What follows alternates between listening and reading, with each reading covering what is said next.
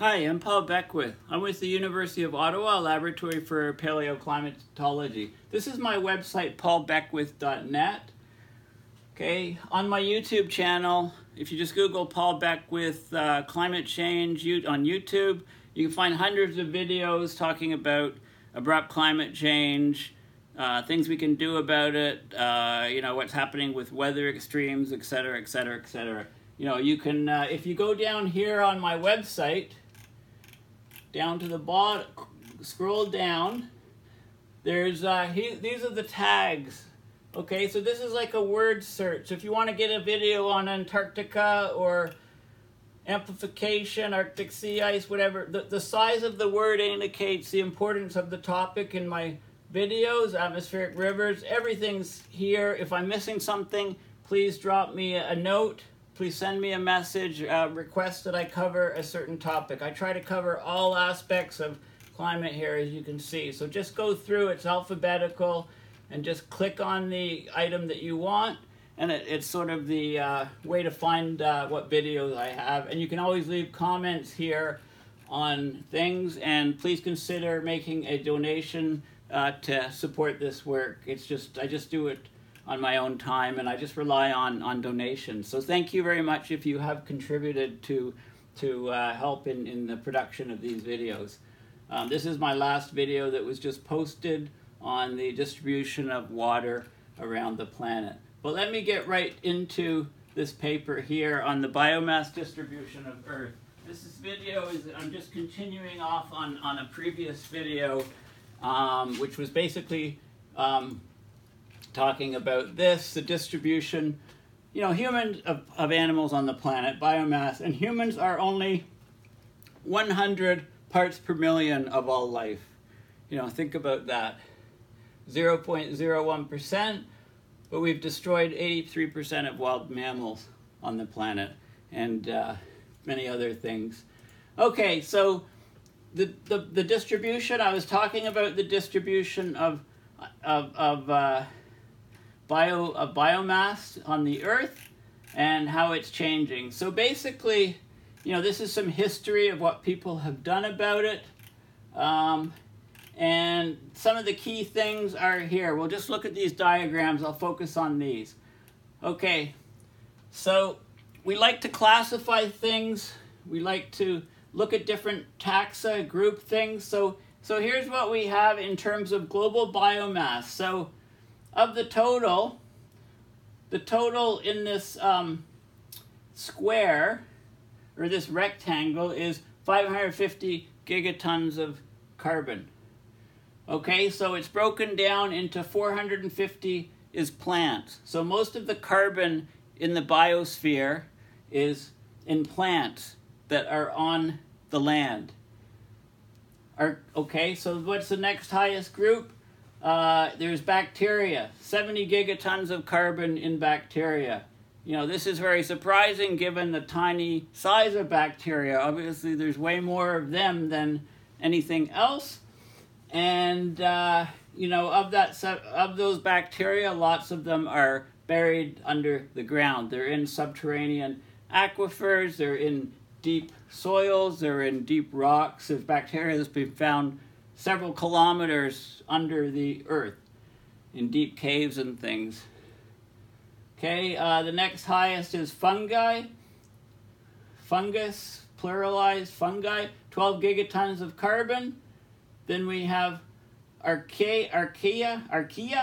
This is a very primitive life form, thought to be some of the first single-celled organisms, prokaryotes, lacking a nucleus. So very, very simple types of bacteria, single-celled organisms rather, without single-celled organisms without a nucleus. Now, as the Arctic is warming and changing, we're getting less of the complicated life forms and more of the primitive life forms like archaea.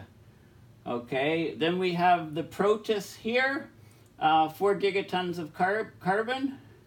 Okay, these are, so protists. And then animals are here, only animals, 2 gigatons of carbon. Now I break the animals up here There's also viruses, 0.2 gigatons of carbon. Small, but 20 times larger than humans, basically. Well, humans are 0.006, so not 20 times, sorry, about 3.5 times more than humans, 3 times. Okay, so if you break up this 2 gigatons of carbon from animals, what do you have here? Well, you have us here, 0.06 gigatons of carbon. There's more livestock than us, 0.1. We're much, much higher than wild mammals. Okay, over about 8 or 9 times more human mass than wild mammal mass. Fish are 0.7, wild birds 0.02, the annelids, worms basically, 0.2, over 3 times higher than us. Nematodes, like different snails and things, other types of worms, 0.02, mollusks.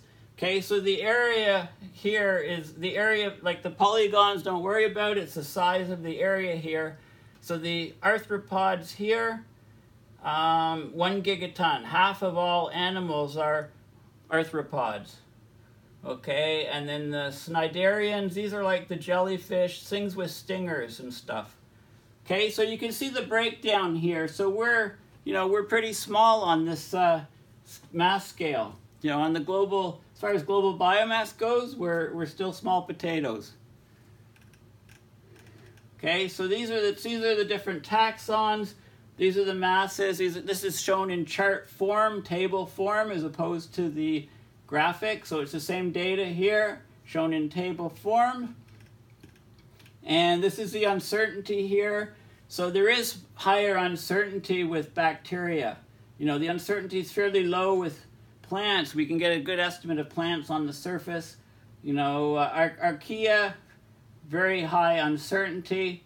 7 gigatons plus or minus 13, very, very high. I mean, it can't be minus 13. You can't have negative archaea. So it's really anyway. So uncertainty is high because it's hard to count these things, especially if they're deep in the ground. And then the animals are broken down here, viruses and so on. Okay, now how is the distribution, how are these things distributed on the planet? Okay, well, there's the impact of humanity on the planet. So, a relatively short span of human history.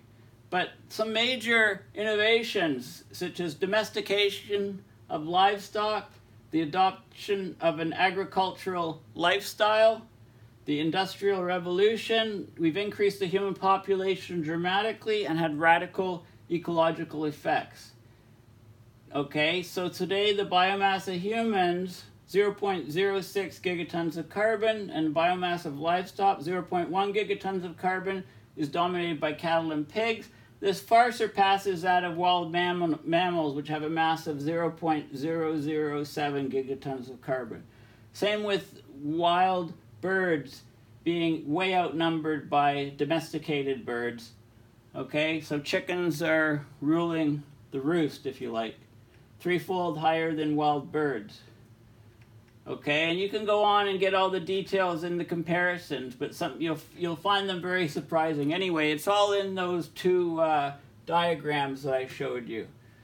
Now, what about in different environments? There's huge difference between the ocean and atmosphere in terms the ocean and terrestrial land in terms of the biomass distribution. So the oceans are 71% of the Earth's surface. Of course, the volume is huge, right? Because you have a third dimension. You have the depth. On land, we're pretty much all on the surface. But in the ocean, you can be at any level. You have the benthic stuff living on the bottom. You have pelagic stuff at different depths, depending, because light penetrates not that far into the ocean. Okay, so you get a different distribution of where creatures are in the ocean. But huge volume, land biomass is about, but land biomass, 470 gigatons of carbon, is about 2 orders of magnitude larger than the 6 gigatons of carbon in marine biomass. And I'm a bit surprised at those numbers, and presumably those numbers are present because the marine biomass, we've eliminated a lot of it, but that's happened also with some species in the land biomass. Okay, so and also in terms of trophic levels, things are different. So here, let's look at the diagram. It's always, you know, a picture's always worth 1,000 words or more. Maybe now it's 10,000 words, you know, inflation. So this is the biomass distribution on land, terrestrial, 470 gigatons of carbon. Marine is 6. Deep subsurface is 70. Look how much higher deep subsurface is. There's a lot of stuff living in the deep subsurface, and it's hard to get accurate numbers. So the uncertainty on the numbers of the bacteria and archaea is very large for animals that live in this region. If you look at the different kingdoms, okay, and this is a fraction of the biomass in terrestrial. So plants is plants, very little marine. Fungi, mostly on land, a little marine. Protists, about half and half. Animals, okay, not so many terrestrial, many more in the ocean. Bacteria, more on the land, very little on marine. Most of it is in deep subsurface. Same with archaea, and that's why the uncertainty on those is higher. In terms of consumers and producers, producers are the plants. Okay, they're producing, they're taking carbon out of the atmosphere, incorporating it into their backbones, you know, it makes up the substance of life. They're producers. Terrestrial, 450 gigatons of carbon. Okay, of the terrestrial 470 total, 450 are producers and 20 are consumers. Producers far outnumber consumers on land. Look how it's reversed in the oceans, in the marine. Of the 6 gigatons of carbon in the marine, 5 of them are consumers, only 1 of them are producers. Now, how is this possible? Because the producers are, this is the ratio of mass. The producer, a lot of the consumers are consuming each other, and the producers are reproducing fairly quickly, such as phytoplankton on the surface, blooms of phytoplankton. Okay, they're feeding the smaller fish, and the smaller, you know, so once the fish is there, the small ones, there's always a bigger fish, right? You've heard that expression?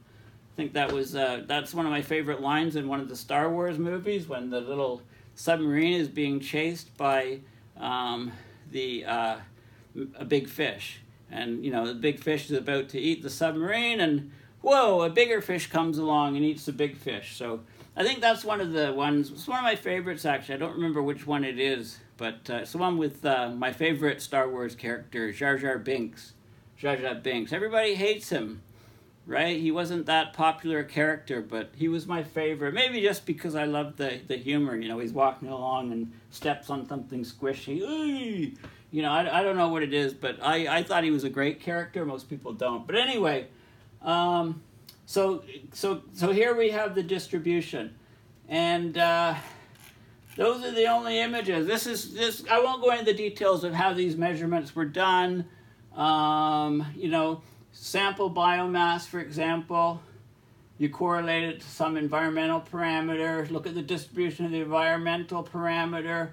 So, you know, if you know this this particular taxa, like certain conditions on the Earth, right, like certain temperature range, precipitation range, and you can find out regions of the Earth and look at the precipitation and temperature ranges and get an estimate for the global, and then you can get a biomass distribution. So this is like biogeography type stuff. You know, some things are easy, like trees, for example. You can estimate the size of the trees. You know, look at the, you know, a lot of the tree mass is in roots in the wood of the tree, for example. So anyway, this goes into the details of that, and I don't need to talk about that. So just in summary, the key things are, you know, that the key things are in these diagrams here, and also, you know, the key thing is, how has this changed over time? I mean, we have lost tremendous amounts of biomass over the years, and it's accelerating and it's getting worse, and we got to do something about it, quite frankly. Thanks for listening.